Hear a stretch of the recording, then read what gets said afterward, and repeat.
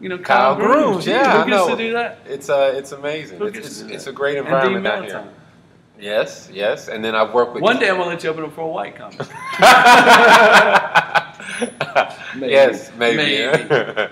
You know, also you folks have the Cape Fear Comedy Festival and the Port City Top Comic. Yep, me and Matt Ward. This is the second year we did the Cape Fear Comedy Festival. This year was fun. People came, and the comics came. They stayed all 4 days. Right. They rented a house. You know, it runs in May, so they rented a house. It was nice weather. They went to the beach every day. Got burnt. We come in here, get burnt, get shit faced, and so it was fun. But they hung out, and they networked, and now they're friends. You know, now right. And we're constantly, well, you guys are constantly moving. I gotta stay here in this basement, but like a lot of them are going to New York, and you know now you know somebody in New York that you can go and get on a night somewhere. Right. Yeah. Well, one thing I know people always complain or talk about comedy competitions. Mm-hmm. They say we run a legitimate competition. This competition here is legitimate. This one is the only legitimate competition in the country. I'm just kidding. There's a lot of legitimate competitions, but we run a legitimate. I don't try to sell you nothing. Yeah. Although this year I'm going to get T-shirts. Okay. And I'm going to sell them in between each comic on stage. But one thing that you do different here is the way you vote, the voting system. You want to, for the Port City, you have the comics vote? Yeah, the comics vote and the audience votes. And we try to keep it as fair as possible because you do have, you know, people bring people. And, right. And we don't want to eliminate that in the voting, but we don't want to cater to it either. So like, you know, and I'm going to tell you right now, if you're showing up to a comedy competition and voting for your friend just because they're your friend, you're not doing them any favors. No, you're not doing them any favors in the long run. You let them, if they weren't the funniest, you don't vote for them. You know, because they're only going to be disappointed. You know, 6 months down the road when they realize that they're only funny, and we're with already, your friends. Yeah, we're already psychologically damaged people anyway to get on stage. And so if I realize 6 months down the road I'm only funny to my friends and they're only voting for me because I asked them to come do that, you know, I'm more likely to go on antidepressants a lot sooner than normal. This year, who was the winner of the Port City Top Comic? This year was a guy out of Atlanta, Jamie. Jamie Ward. Jamie Ward. Yes, yeah, Jamie Ward. Very funny guy. And now you see somebody from Atlanta came down to Wilmington and won. And won. Yeah, we know there's no bias here. No, it's not a bringer. I try to say something if I'm on stage. You know, I give you like maybe a belief of something that I like, but I don't try to like preach or anything. But still, I think it's important for me anyway. If I'm up there, I might as well be saying something. The level of comics that I'm getting in here, they're like, you know, they're at a stage where, you know, they're starting to get on Conan O'Brien and things like that. But they still don't know where their next gig's coming from. It's weird. It's like, you know what I mean? It's like, how can you get on TV and still not know what's happening the next week? That's the business of comedy, I think. It's just the business of comedy. You know. Do you have a favorite joke? I do have a favorite joke. A friend of mine, he's local. He does comedy here. Never. But he has this joke about going to the grocery store, and he says to the cashier, who is a young girl, the cashier, a young college student, and he has a box of condoms and a pizza.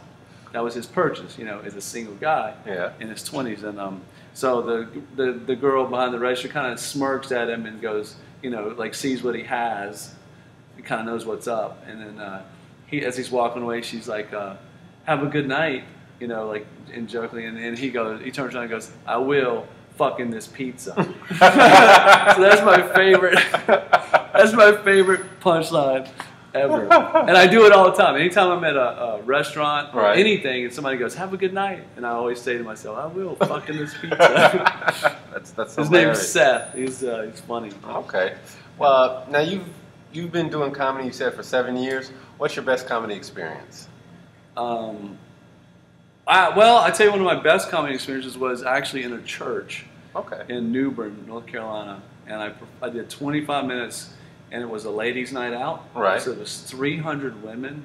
Wow. No men. I was the only guy in the whole room. All right. Yeah. All right. And it was my first time ever doing a clean set, so I was like really nervous, not cussing. And, yeah, it was just weird. Okay. It was just really weird. Now, did it make it good because of your set or because of the after party? Yeah, the after party. The after party where we all sat around and talked about Jesus. Yeah, that was a lot of fun. Well, I don't know. You could be like, Jesus wants you to kiss me. Yeah. Yeah, they were all... yeah, I don't want to mess with the Christians, man. Okay. What was your worst comedy experience? The worst comedy experience, I should know this. Usually people have this right off the top of their head. What was the, I can tell you, I should know this. It's, I don't know, I don't know, I have to come back to that one. I know exactly what it is. It was so bad I can't remember it. It was like, so bad. It was a bad Oh, it was in Charleston, North Carolina. Right. Charleston, South Carolina. And I was with Doug Caney. And we were there to do a show in a bar. It was a bar, so it was already bad. Right. And it was going to be a college bar, another bad hit. And then there was a bar in the room, right, where everybody, 150 kids doing shots. And Charleston college kids were rich. Okay. Rich. So they're over there just mommy and daddy's money, just shots. And then there's a wall partition. Right. And then the stage is on the other side of the partition. So you couldn't even see the people at the bar. But you could hear them. You could. Oh, it was loud as shit in there. It was loud. And then so they wouldn't come this way because they're over there doing shots, and we had to perform on the stage. And so we're just like basically just talking to each other, you know. And Doug comes up to me and goes, "Hey man, this isn't gonna." He did like 20 minutes, and then I was headlining. And he goes, "Hey man, this just isn't going to work. Let's just don't go." And I'm like, I'm getting paid.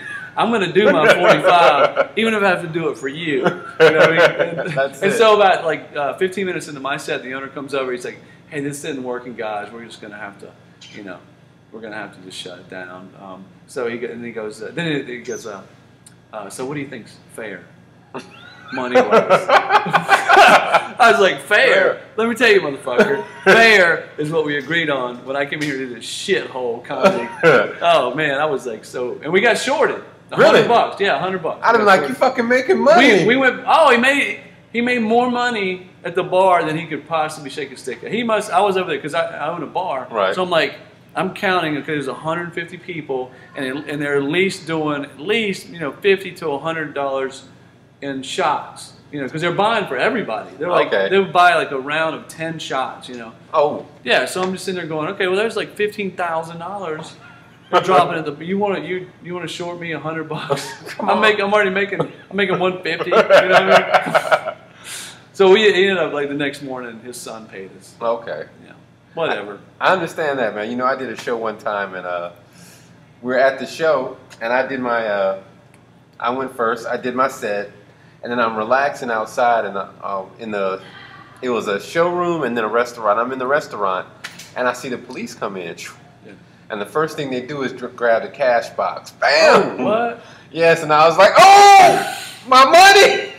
my money! That's horrible. Oh, it was terrible. It was terrible. So after I was listening, apparently they didn't have the right permits. Right. They had to do the show. So the police... So they grabbed the cash register? Hey, they grabbed the cash box. It wasn't the register, it was just the cash box. Yeah. Grabbed the cash box, and they were in the car. And I was like, oh, man. So afterwards, I was like, hey, sorry to hear that.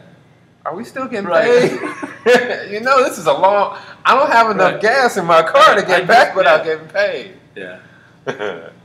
So anyway, that's what I try to do now with the comics coming here. I come to them after the show and go, hey, man, what's fair? Give me my money, so what do you guys think is fair? I know, because usually when you drive somewhere, you lose money. Like you all lose, the time, yeah.